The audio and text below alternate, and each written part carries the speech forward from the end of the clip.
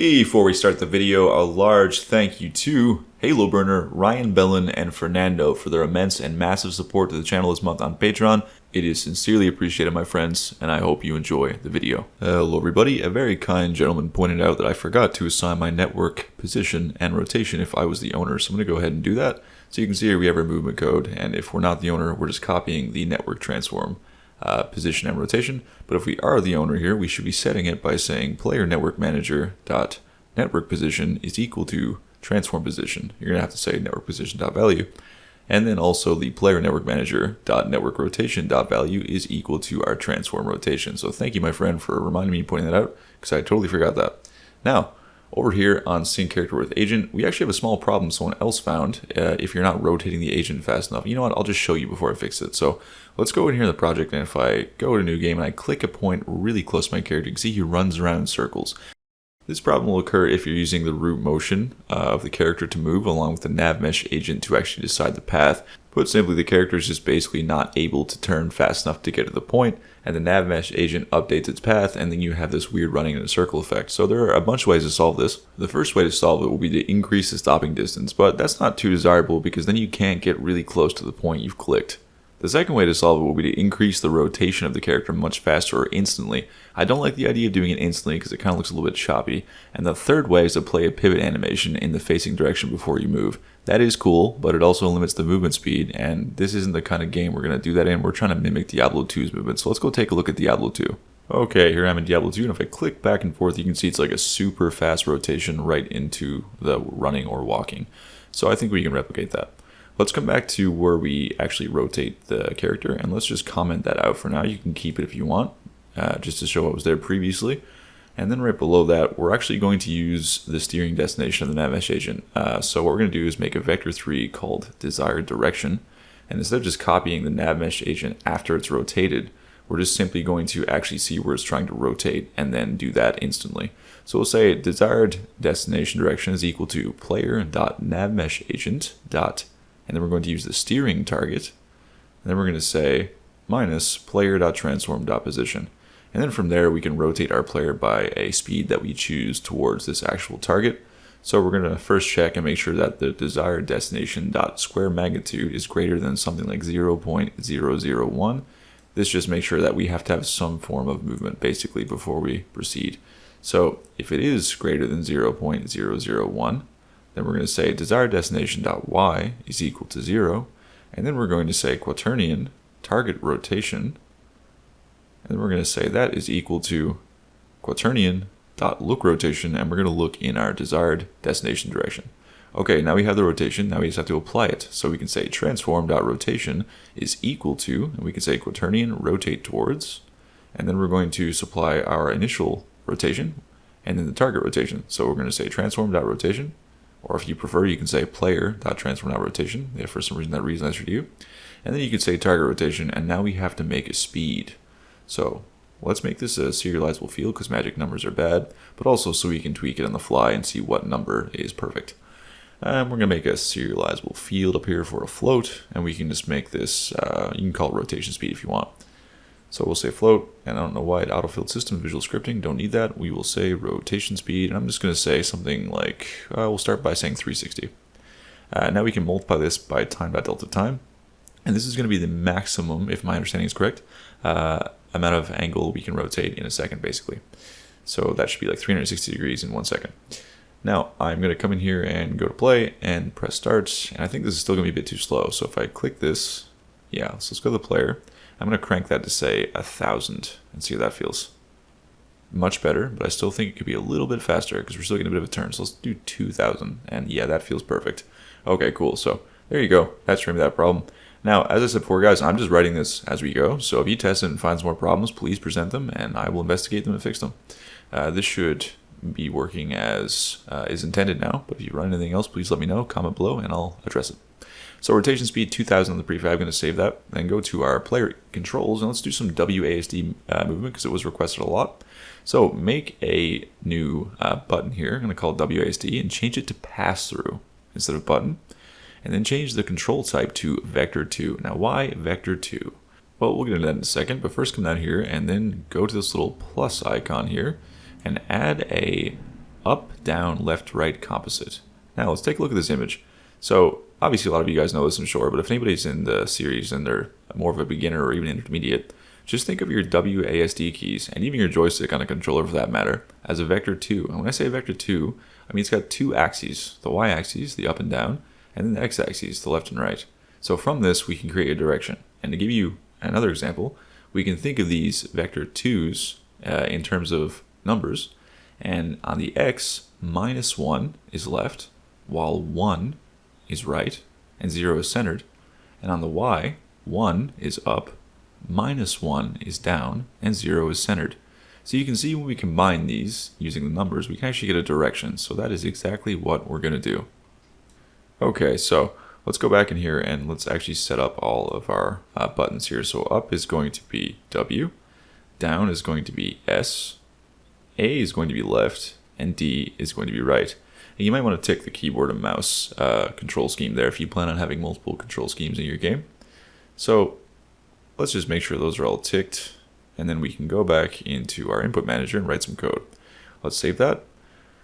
Let's jump over in here, and we're going to make a vector 2 variable right below our movement position, and we're going to call this movement input. Okay, so we're going to use our WASD keys, as I explained previously, to get some values, right? So think of the Y being up and down, 1 or -1, and then the left and right will be the X, and that will be 1 or -1.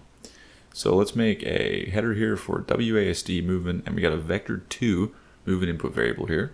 And let's go ahead and on enable, and let's just go ahead and get a value for that vector 2 variable and assign it using our WASD keys. And we do that by saying player controls.player.wasd, which is what we just made, .performed. So whenever you're basically using this, we're going to say plus equals I equals greater than, and then what we can say is movement input, so that's the variable we just made, and then we're going to say equals I dot read value, and we pass a vector 2.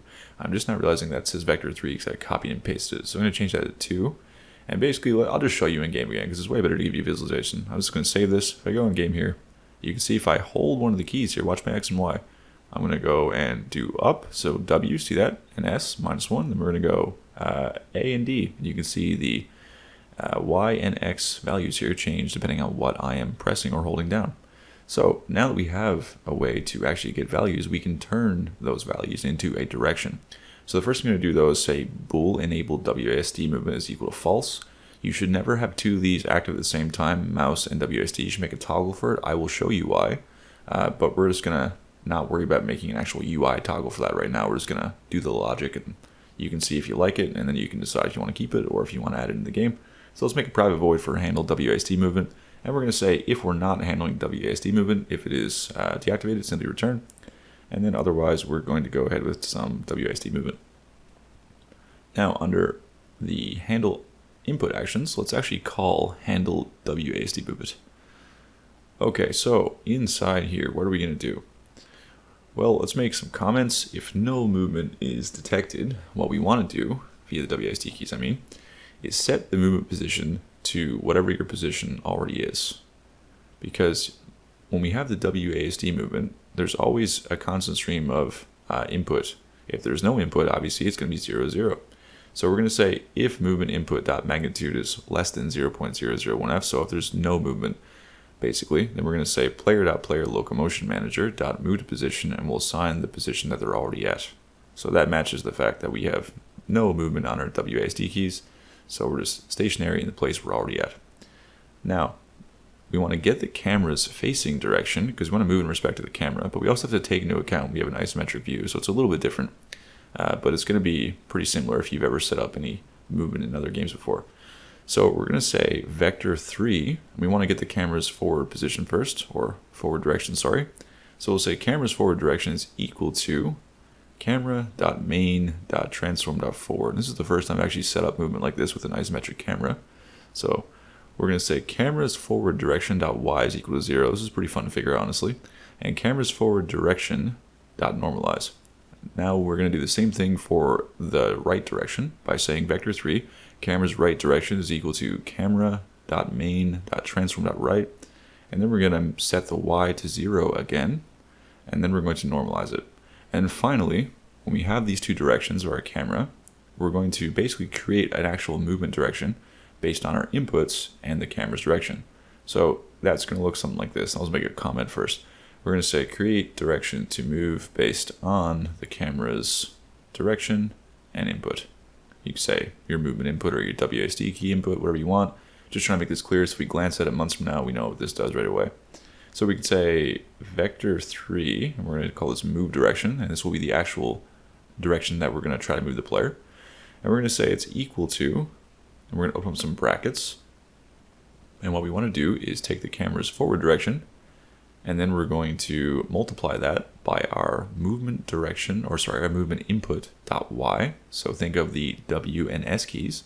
And then we're going to add the camera's right direction, and we're going to multiply that by our movement input dot x. Think of the A and D keys. And then after we finally have all that, what we're going to do is we're going to player.player locomotion manager, and then we're going to move the player to a new position, and we're going to say player.transform.position plus our new movement direction. So if we save that and go back into the game here now, let's test this out.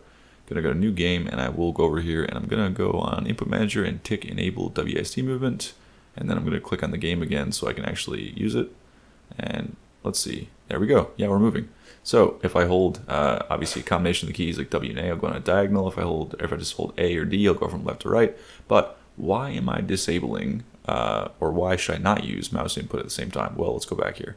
If I were to, let's say, ignore this enable WASD movement, and I didn't constantly set my player's position to the transform position, watch what happens. So what I want you to do, you can try this with me in real time too. Take your character and hold down the W and A key to walk downward and left, and watch what happens when I let go. Do you see how when I let go it fishtails just a little bit? Watch that again. So I'm going to do it one more time, and you can see, boom. You can try for yourself. The character will always like kind of fishtail a little bit towards the end. So basically, what we're doing here is we're just as soon as we let go of the keys, we're setting the position to our current position, which is going to stop the movement entirely. And you can see why this wouldn't be viable to use with a mouse, because if I were to click a movement position right now with my mouse, because I'm not having any value in my WASD keys, I'll just stop moving instantly. So you kind of got to pick one or the other, right? At least with the way it's set up right now. But there you go, guys. You have a WASD movement system. You got to click the move movement system. Got a whole bunch of movement options here. We can move with our navmesh agent. We can move with our animations via our root motion. So give this a test. If you run into any problems, please let me know. I'd be happy to fix it or investigate it more. This has been pretty fun so far. This is the first time, like I said, I've done an isometric movement system with WASD keys. Pretty cool. The challenge still stands. If you did not set up a camera in the last video when I asked you to the end, please go ahead and do that. And if you don't have any more suggestions on movement, I will proceed with the camera system. But if you have something else you want me to cover in regards to movement, please let me know. I'd love to do it. So the mechanics from the series are obviously largely going to be based off of Diablo 2, but I'm definitely more than happy to entertain mechanics from other ARPGs, especially core stuff like movement and camera. So just let me know in the comments below. But as always, guys, I hope you learned something. Hope you have a very lovely week. A special thank you to my patrons, the people who take the time to leave a comment, like the video, and share it via word of mouth. The series is alive and well because of you. I will see you guys in the next one.